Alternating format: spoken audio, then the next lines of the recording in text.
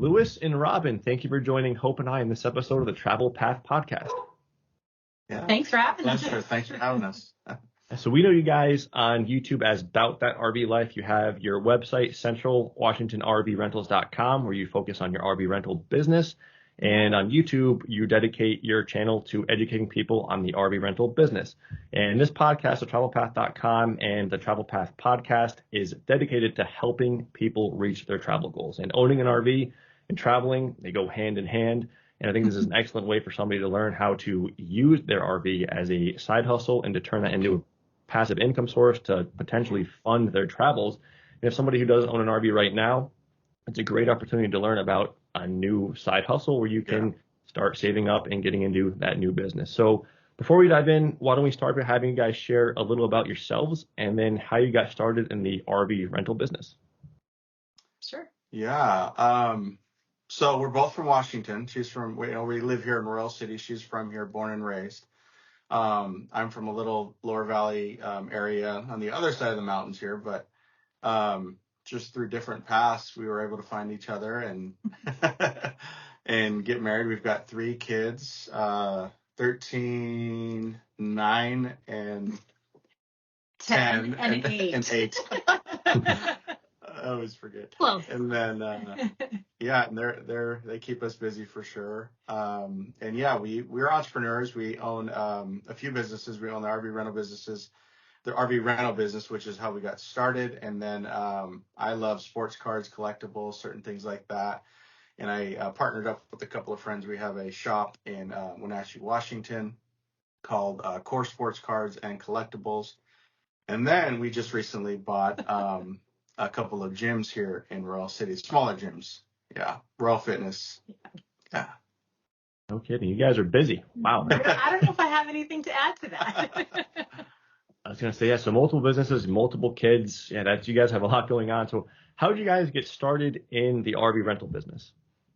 Yeah, let's see. So I guess it was in the spring of 21. My father passed away and it was unexpected, but it was one of those things that makes you feel like, life is short. You never know what's going to happen. And we decided we needed to start making some memories with our kids. And what better way to do that than to go camping and travel and do that kind of stuff. So we ended up buying our first travel trailer. It was a 24-foot long bunkhouse, sweet little thing, and thought it would be great for us. And I went online. So this was in like April, May-ish. I went online trying to find campsites that we could go and check out and go on a couple of trips to make some memories, and realized that in Washington State, if you haven't booked your reservations like 6 to 9 months in advance, you're not going to have a campsite for the summer. And Lewis is not a person who's going to sit still for very long. And so we have he's like, okay, we have this trailer now, but we can't even use it. I'm going to get rid of it. So we were just looking around, and as it happens when you're shopping for something, we started seeing ads for different RVs coming up, and we had seen some comments on a Facebook Marketplace post that said, why don't you try listing it on RV Share instead of selling it? And so we had never heard of that before. We went and checked it out. We listed our first one on RV Share that month or that day. And within 5 minutes of publishing the listing, we had our first reservation. So his wheels started turning, going, there's something here. I was like, if I could do this with 1, imagine if I had 10. Because we ended up getting booked out until October. So it was a real good success for us. Yeah. So that season we had the 1, and then we ended up buying another one a couple months later because there was a lot of demand. And at the end of the season, we bought a 3rd one. So we started our 2nd season with 3, accumulated, I think, 6 more that season. So we ended that season with 9. And then this last year, we started the season with 11 and ended with 34, which is what we've got sitting out here now. Except for I just found out with you guys 10 minutes ago that we've got 3 more. It's just kind of grown like wildfire. It's been kind of crazy. One thing that really, people think about these numbers and go, well, holy crap, do you own them all? one of the things that really kind of catapulted our business and really changed everything for us is after we had bought in 3, a friend of ours reached out and was like, hey, I've got an RV. I don't use it. I'm just going to give it to you guys. Rent it out and we'll split the profits. Just let me use it like once or twice a year. And I was like, man, that's a great idea. Yeah. It just got me thinking, there's so many people that have bought in RVs or bought in units that they don't use them anymore. They hardly use them, or once a year or whatever, right? And are like us that don't book their sites in advance and, can't go camping. So we were like, I started marketing and I started kind of aggressively heading towards, okay, who has a camper and who wants to make money from it, right? Mm-hmm. Who wants to make some passive income? So. Yeah, that's an incredible story, and it sounds like you picked up your RV and you couldn't use it, so then the year started turning, you figured out you could rent it out, and before you know it, you had 3 RVs. That's a good point. Like, how many times are you driving down the road and you see that same RV parked at someone's house 51 weeks out of the year, and then they use it once, right? So then you thought there's opportunities out there, and that's allowed you guys to kind of exponentially grow your business.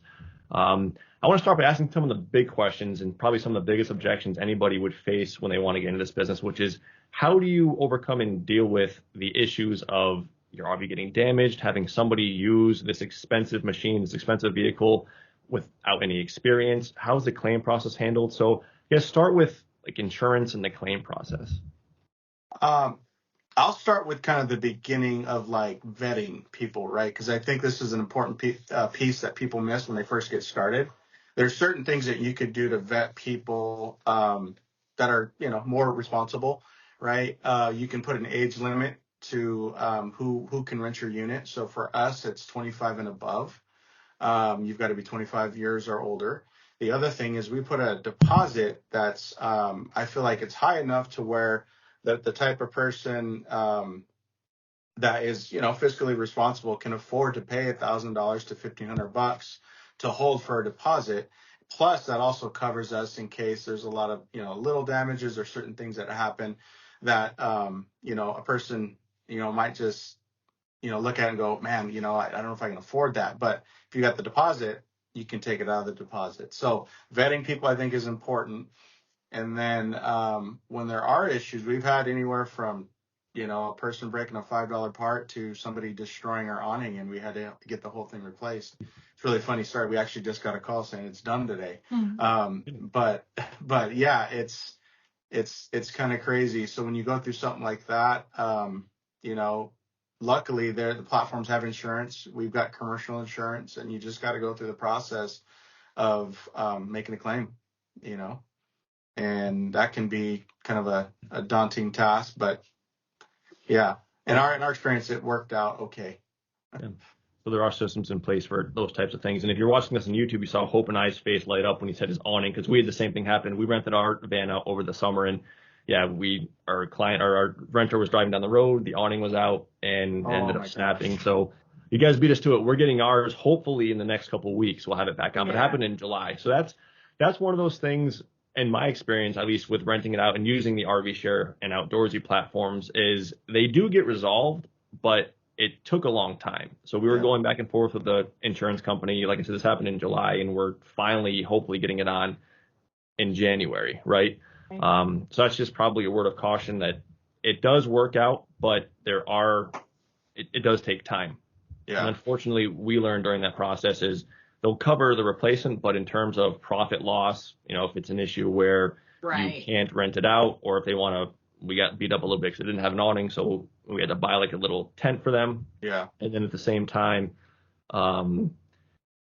we learned that it didn't cover interior damage if they used up their entire deposit. So that's something to keep in mind too. Yeah. So from a business standpoint, I think, you talked about overcoming the challenges and the scary parts of it. And for us, a big part of it has just been letting go of the worry that comes with somebody else is in my unit, and realizing like it's going to get used, it's going to get damaged, you're going to have to replace some things, and planning for that stuff, building it into your pricing, holding money back so that if I have to replace the little table that slides out on the side of the counter, that's going to cost me $75. I just am going to be prepared for it if it happens. And at first it was always scary. Every time we dropped the unit off, we were like, okay, please don't let anything bad happen. Please don't let anything bad happen. And maybe it's because we've got so many now that we're just like, okay, next thing. It doesn't faze us anymore. Well, I guess. and from my perspective, I got tired of worrying about it because your audience, my audience, we all know something's always going to happen in an RV. Doesn't matter what's going on. Yeah. And I just got to a point where I was like, okay, if something happens, we'll just fix it, just like anything else. You know what I mean? And we'll move forward. And because there was a lot of weekends where like we'd get a call and be like, hey, your AC isn't frozen up. I'm like, what's going on there? You know what I mean? It gets hot here, so it could freeze up. If they're running it at 68 degrees, right? So we just kind of got to a point where we're like, okay, we'll just deal with it when we can. There are certain things that we can't control. Worrying about something and that we can't control, really doesn't do us any good, right? But there's techs that we had developed relationships with that allowed us, like if there's bigger issues or challenges or certain things that are happening, we can call them and be like, hey, I don't know how to fix this. Can you go out there and fix it for us, right? And that's just part of the business, right? It's part of the expenses. Now, most of the other stuff we can troubleshoot over the phone and we can figure it out. And then if need be, we'll go out and try to handle it ourselves. Most of the stuff is kind of somewhat local to us. So it's not a big deal for me to drive up and mess around with somebody's heater or something, It's not a matter of if, it's a matter of when. Keep in mind, everybody, they have over 35 RVs in their fleet. So they're not talking about one or two. They have 35 and they're able to handle these issues that come up. Kind of piggybacking off of that, the phone calls and the text messages, how often are you getting kind of bothered with questions and text messages while people are renting out your RVs? Constantly, yeah. And it's you bring up a good point. Couple of things, like you've got to designate who is going to be the person to handle those things. And for me, I want to take as much stress off my wife as possible. So I'm that person, right? So I give them all that phone number that if they need anything done, to call me. We've got a fleet manager now that we're going to start utilizing for some of those smaller issues. And then Robin has filled a gap so many times for like, we got a concert and we got 10 people showing up all at once. I can't do it all at once. So I'm like, hey, I'm on the phone, but Joe's calling me trying to, saying he's trying to check into the camper. Can you give him a call? Right. So we work together on that. But for the most part, I take most of the calls and it's when you've got to, I talk about this on our channel a lot. Like you've got to decide. On one hand, you can do this as a side hustle and you can allow it to be a big annoyance to you. Or on the other hand, you can count it all joy and realize that you have a business that creates great income and it's going to be hard sometimes and that you just take care of the issues, and it's a difference in perspective, right? You can allow this thing to ruin your day, your week, your month, and your summer, or you can just handle the issue and move forward, So that's just kind of how I think about it. That's one thing that surprised us a little bit was, in our experience, we didn't get that many phone calls at all. We thought because we have the Airbnb and the real estate, so we're used to getting questions every now and then. And we thought we'd be getting hounded with questions. Granted, we only have one, but we got more phone calls from the renters still in our driveway before they took off than actually calling us when they were on the road. So that was kind of funny. Yeah. Yeah. Well, one of the things about our business that I think is a little bit unique for people who rent RVs is we do primarily delivery. Mm-hmm. And so because of that, we rent to a lot of people that have zero experience in a travel trailer. So it's walking them through. We also live within 30 miles of the Gorge Amphitheater, which is a huge concert venue. People fly from all over the world to see concerts there.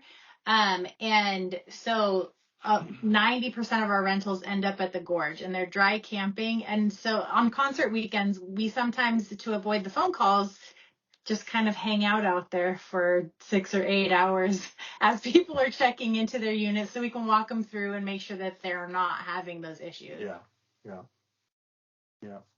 If you guys haven't already answered it, what have been the biggest frustrations with this business? Honestly, as a married couple that runs a business together, it's like being on the same page and not allowing the frustrations to really, you know, get in your relationship. I mean, it's hard. It's hard to say that, but we've figured it out. Yeah, when you're living it, it's, you know, it's like, who do you blame, right? And we have learned, and we are still working through this, that it's not the blame game. It's just part of running a business, and that it's not her fault. It's not my fault. It's as an owner, it's both of our responsibility to make sure that our renters are taken care of and that things are taken care of and stuff like that. And that's just the bottom line, you know. So that's probably been the biggest struggle. I think logistically navigating drivers, you know, people, because when you've got 23 units that need to go out in one day and trying to figure out, you know, all 5 of them need to be there at 3:00. You're like, how the heck are we going to do that, right? Yeah. So we've got 3 trucks we have of our own that we use to haul campers with, and then we've got I'd say, I don't know, 6 to 8 drivers that we use on a regular basis. Yeah. So in terms of managing, it's just the two of you. I know you started getting a fleet manager at some point soon, but right now it's just two of you overseeing all these RVs, and then you have 6 to 8 drivers. So we've got the two of us, and then our fleet manager, who's coming on more full-time this year. He worked with us last year and helped out. And then his mom and a couple of his aunts have taken over the cleaning side, which has been awesome for me. Yeah.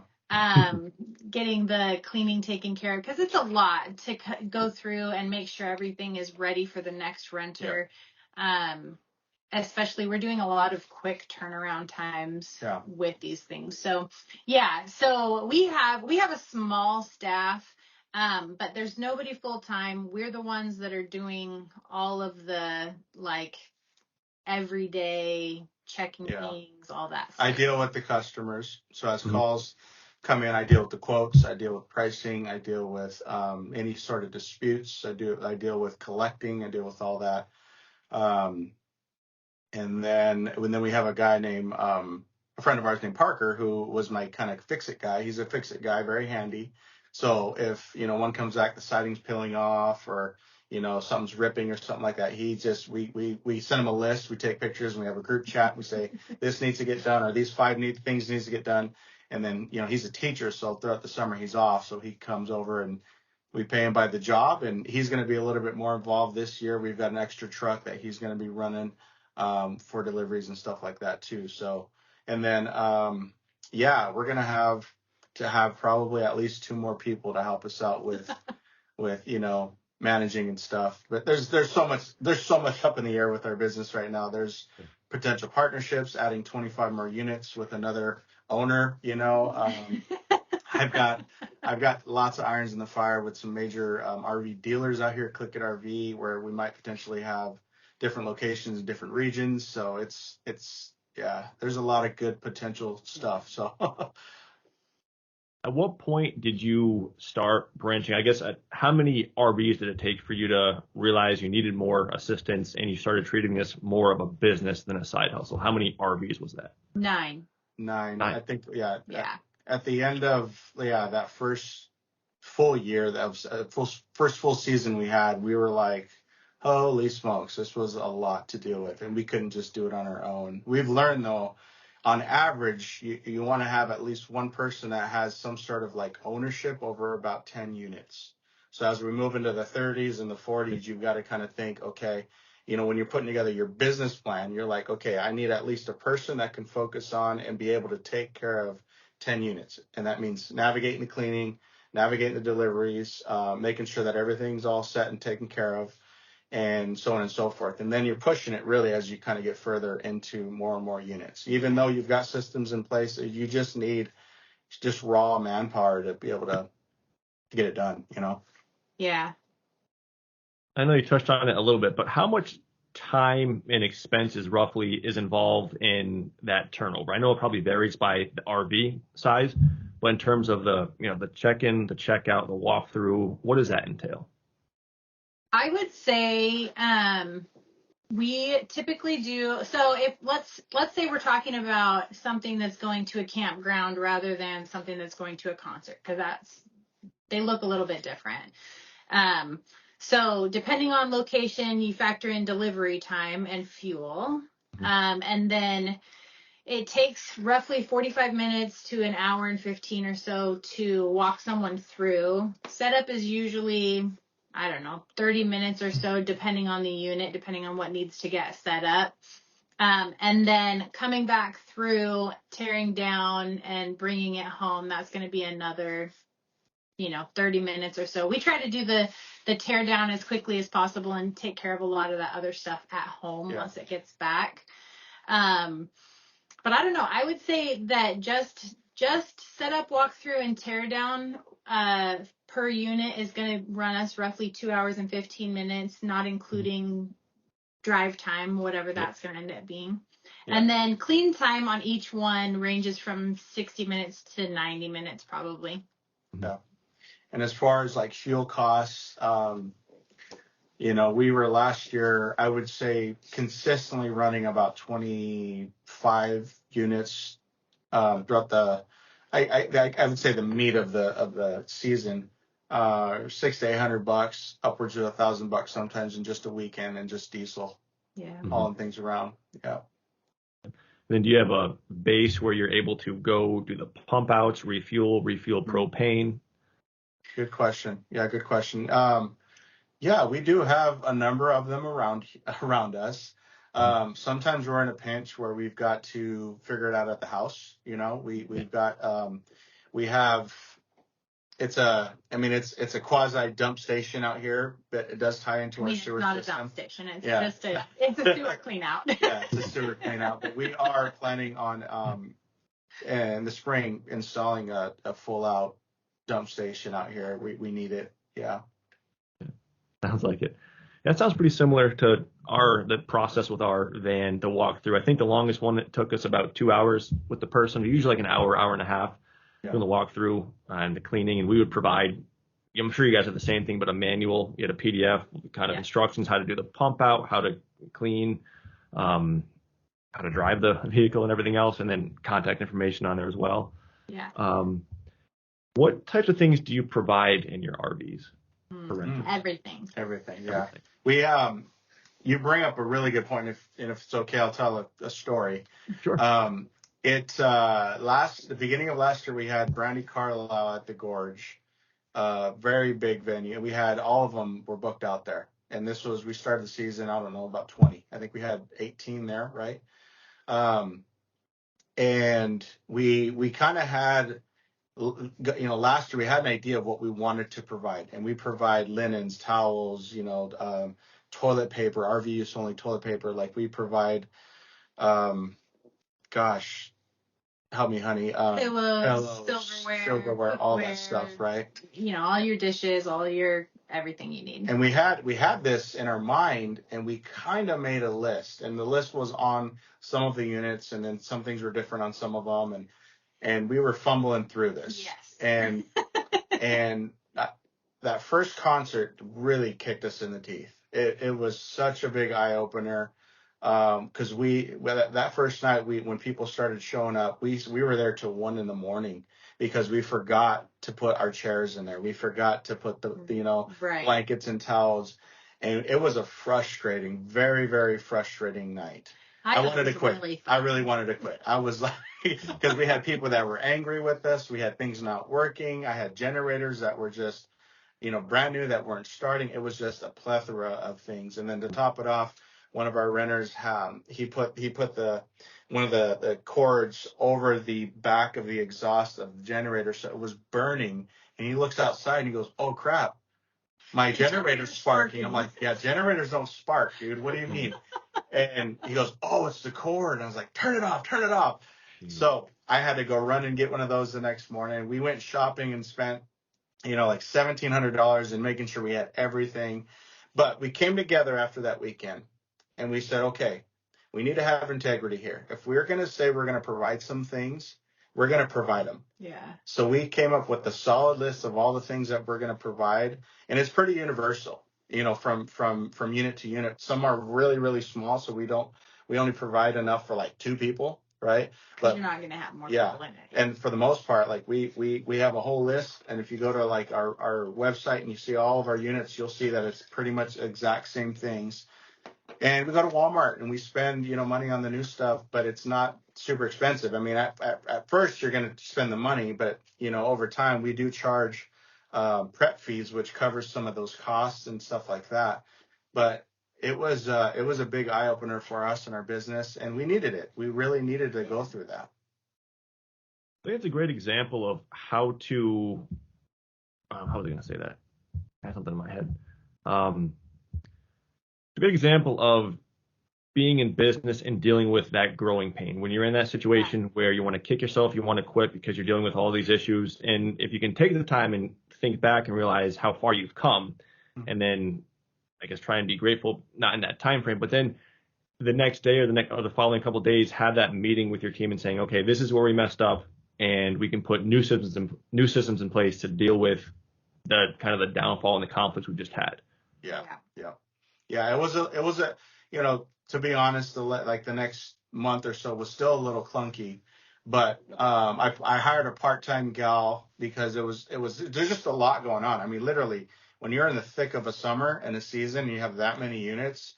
Every day you're delivering, every day you're picking up, every day you're getting a camper clean, every day is something, right? So to take the time and go, whoa, you have to do it while you're doing other things, Yeah. So I had a gal come in that was just really organized, and I just had confidence that she would be able to kind of really grasp what I'm talking about, what I want, and then just get them all done in all the units. And that's what she did. She took literally a whole day or day and a half, and she went through every single one of our units and made sure that they all had the same exact things. Mm-hmm. And once we got that done, I mean, it was pretty strong. My wife did a good job in putting together this other kind of list, just a 2-pager PDF of like, okay, welcome to the camper. Here's what your paddle board looks like. Here's make sure you're using plenty of water. All these just different things, and people really appreciated it. Yeah. And it helped us out a ton. Yeah. Yeah. One thing we found people appreciated with ours is we actually had one of those 5-gallon bubblers that you in a manual pump in the back, and we just have them fill up fresh water there, and people really enjoyed using that. Do you provide grills and chairs, like outdoor chairs?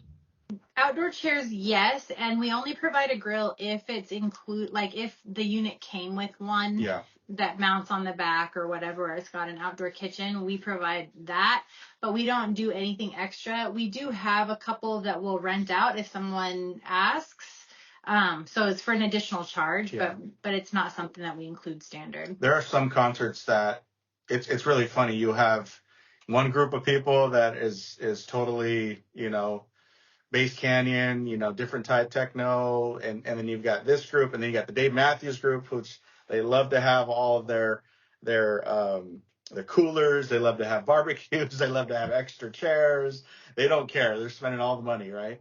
And so you start to learn what certain groups like, and and it's we do provide some of those extra things. Do you think there's more opportunity in targeting that audience that wants to go to those events and those concerts? Because I know Outdoorsy and RV Show, you have the option to not allow festivals and concerts. Right. Do you think a lot of your competitors are not allowing those, so it gives you more opportunity there? Well, it's kind of a venue that there's plenty to go around, right? Imagine, we're one of the largest ones in Central Washington, but there's 3 other big players in the area. And there's 6,500 campsites at the gorge alone. So if just our 30 units all went there still be plenty, to go. Right. And it's really hard because, on one hand, you look at the platforms and you look at what they're charging. And on some of them, like you've got, some people that are priced really low, but if I go too low, it's not going to be worth it for me to send it to the gorge. Right. Yeah. So I have to kind of balance that out and go, okay, we're still competitive. That's where customer service and getting these return renters helps us out a lot. But it's kind of the best we have the best of both worlds. Like we can get all of our units and make a ton of money on one weekend at the gorge, or we can send them all up north to all the campsites that are up there or that are surrounding us, or the sand dunes or whatever, right? And still be able to capitalize on some of those things. But you kind of got to play it. It's you'll have some people that want to go to the dunes and they're kind of complaining about pricing or whatever, and you just kind of go, I don't want to lose this guy, but I still want to make some decent money. Instead of $1,500, I'll make 800 or something. So it's still nice. I guess the reason I asked that is because when we started with Airbnb, everyone said, you should never allow pets in your Airbnb vacation homes. Right. And we allowed them because, we had a fence in the yard and we just knew people paid more to have their pets, but people thought we were crazy because they would damage the house. But what we learned was people who travel with their pets, they tend to be more responsible. And there's a little premium there. And it's just one of those things where that eliminated some of the competition and it worked out for us. Yeah. Yeah, and I would say that because where we live, because of our proximity to the amphitheater, to the concert venue, I just think most people allow it. Yeah. And it gets rowdy, but like we talked about before with vetting renters and stuff, if we keep things at a price point that's high enough, we don't quite get as many of the rowdies. We get the more responsible crowd that they just want a nicer place to sleep overnight while they're out there having a good time. Yeah. And you can tell. You can definitely, because I can't tell you, there's one concert where it's, 21-year-olds plus, and they're in that younger group, and they're all, trying to save as much money as you can. And I sent out more quotes on that weekend and get 0 bookings. Yeah. Because they're just trying to, figure out pricing. And then I get some that try to haggle me and stuff, and some I'll work with. But, we have very, very tough conversations and making sure that, this is our unit. You got to treat it like it's yours. And, and yeah, we've been fortunate. It's funny. Our very first rental was to the Gorge. And it was an older couple, and the number one question we get is, God, does it come back getting trashed? Are you sure you want to rent it out? All the time. We still get that today, even though we've been doing this, right? And they've been some of our best renters. Honestly, it's been great. Do you only have RV trailers? Do you have any Class A, B, C RVs? We have one Class A. It's a 32-foot. We've got 2 Class C's. One's a 30, one's a 31 foot. And then we have 5 fifth wheels. Mm-hmm. And then the rest are all pull behind bumper poles. Anywhere from we've got an 11 foot to a 30 or a 4. I think just under 40 feet. So all sorts of different sizes, mainly bunkhouses. Wow. So if somebody had a motorhome, whether Class A, B, or C, what would you tell them will be the difference between that check-in and walk-through process with a trailer versus if somebody's coming and picking up the RV from your job site and driving it away themselves? Mm-hmm. Are you talking like time-wise or? I guess time-wise, and I'm not sure. I'm trying to, it just seems like there's maybe a different business model when you're driving it, because it sounds like you said 90% of your RVs, you drop them off at those venues versus someone that's picking it up. Like when we had people rent our RV, they would come, we do the walkthrough, and they would just drive off. We would have like road trips across the country. Sure. And it sounds like your RVs are staying more local. Yeah. Yeah. We've had, every year we get a handful of people that'll take it down to California. And literally a handful, 5 would be the max that I would guess that people take them out of state. And it's just more or less, for us knowing that we've got to make sure, and, has the oil been changed? Has my generator been serviced? Certain things like that. And then once they're there and you're walking them through that, showing them how to check the oil, showing them how to check all the liquids and the fluids and, and walking them through like you're going on a 10-day trip. So you're probably going to have to fill your fresh water tank a couple of times. Here's where it is. Here's how you do it. Here's how many gallons are in it, right? And then dumping too. We walk them through all the dumping. Where's the hose? I pull it out. I show them how to hook it up. All those different types of things, just because I know that they're going to eventually have to do it, and to keep an eye on this thing or after your probably second or third day, you might be hooked up at a full site. You want to pull the black tank and get that thing dumped out a little bit, certain things like that we'll walk through. It's all case by case, right? And as you know, we've gotten all sorts of, from 1 day, 2 day trip or 2 day trips to 10-day trips, and it's all kind of case by case, but we just make sure we walk them through the right scenario. And most of the concerts, we've had lots of people pick up our Class Cs, you know, and drive them to the gorge and stuff. And we also have a lot of people get them for delivery, which is annoying for us. Yeah. Yeah. And it's all comfort, right? We all are creatures that just want to be comfortable. So if they've rented a Class C in the past, they want to rent a Class C again, even though they could probably come pick it up or get something a little bit nicer or bigger and have us deliver it, you know? So, yeah. I would say about half of our clientele are people, they just retired and they're considering buying a Class B van, and they see ours and they just want to give it a test run. Yeah. We had one group that literally drove it to their house in their backyard for 2 nights and I love that. And that was it. Nice. I love that. So being in Central Washington, I take it it's very seasonal. What are your occupancy rates? I haven't put any numbers to that yet, and I want to do that probably here in the next month or two. But I know in the Airbnb world, it's a big deal. But just thinking about it, there's probably 7 weekends out of the whole season where we're 100% booked out. The rest we probably are, I'd say, 3/4 booked out. Yeah. And then once we start getting either in the spring, or front end and the back end of the season, we trickle. Meaning like 5 to 10 units will be out, maybe even down to like 2 to 3 on one weekend, stuff like that. Yeah. And to be honest with you, with the way that our business has developed, it's difficult to answer the question because we've started each season with a completely different number of units than we've ended the season.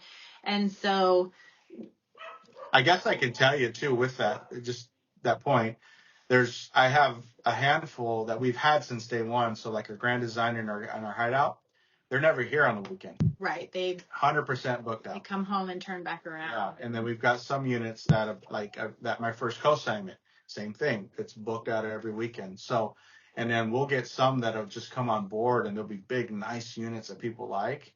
And all of a sudden, they're just getting booked out. We got one that actually, we started in the beginning of this. It was an investor down from California. He bought a unit up here, never been in it, never saw it, never touched it.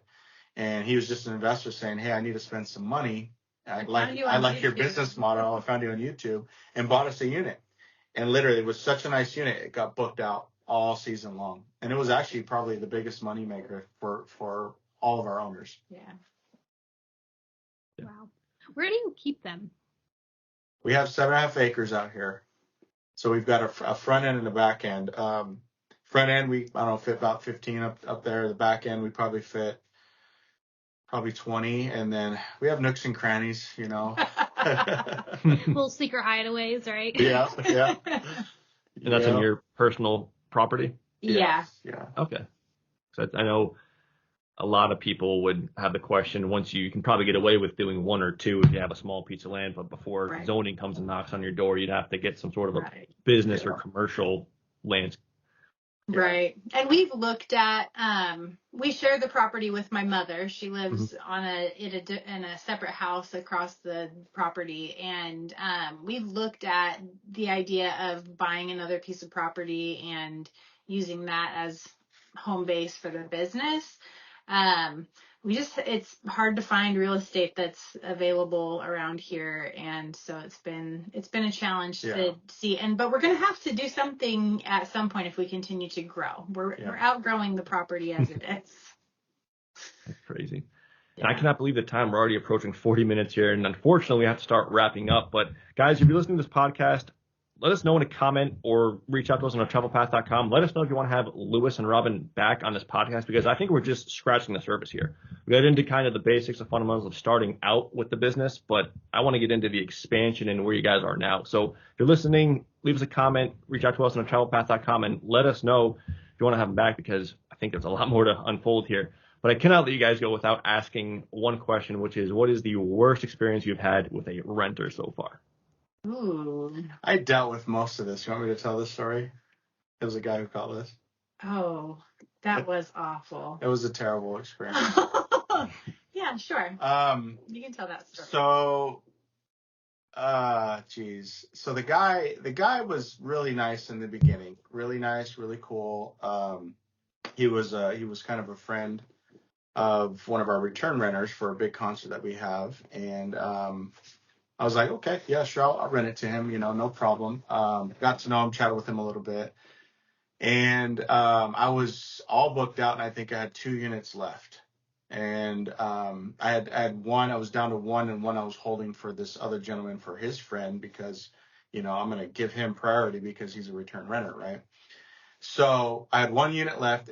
They had no slide out. It's a 30-foot, so it's not small, and, it was a bunkhouse, but it's just not, it's not like one. It's not a luxury. Yeah, it's not a luxury. It's not one you got with the slide out. Well, he wanted one that was really big and nice, and he said he wanted one, but I told him, hey, this is all I got. Sorry, Got the units there. He wanted us to try to, because they kind of line us out, and the doors are all kind of facing one way. So sometimes they'll let us kind of face one the other way, so both doors are facing each other, right? So they get a little bit of privacy there. So we did that for him, and this event was one of the largest ones all summer long. It was huge, and I'd say this event, they had the most RVs I think rented out of all of them, and in some cases probably all combined. It was huge, a lot of campers out there. They just packed them in super tight. And it's dry camping, so everyone has a generator. Yeah. So this is an important piece Yeah. of this situation. So as you can imagine, right, we see all the warnings with generators, right? Don't have them in close proximities, don't have them indoors, because you can get carbon monoxide poisoning. Well, all these RVs have these monitors. So they get back, they're all drunk, they get back, it's 12 o'clock, 12:30 at night, and everybody's carbon monoxide monitors are going. Well, they all fire up their generators to cool down the campers. And to cook. They're getting ready to go to bed. And, and it's during the summer, so it's hot. Well, his carbon monoxide monitor started going off, and it's just beeping and beeping and beeping. And I know they're annoying. I mean, they're so annoying, right? And so he calls me up in the middle of the night, woke me up, or his wife did. And I'm just like halfway asleep. And I'm like, well, what's going on? And okay, well, there's 2 things that could happen. Your battery's like dangerously low. That's why it goes off. Or number 2, you actually have carbon monoxide poisoning, or fumes going on in the unit. And that's a good thing. It saves your life, right? Mm-hmm. And he just started going off about the unit and about where he parked, and he could have found a better spot, and just, it was the worst conversation I ever had. Called me every name in the book, telling me You've got some really important friends, and they're gonna put bad reviews about us. I mean, it was terrible. And yeah, he's like, if you don't give me a return, I'm gonna move out right now. And if you don't give me a return, then I'm gonna challenge the charge, all this stuff. Anyway, it ended up where we just returned the money. I didn't want to deal with the guy anymore. He moved out that night, and I have no idea what he did. Yeah. He pulled all his stuff out of the camper. Maybe camped in the back of his SUV. I don't know. And I've got friends all over the place, so I had people going and checking on the unit. I had guys going in to make sure everything was okay and everything was put away and stuff. So we closed that up and ended up returning his money, and that was just kind of the worst experience I've ever had with any. Wild. I mean, we've had people upset about things here and there, and we've been able to fix them. We've been able to go, you know what, that's our fault.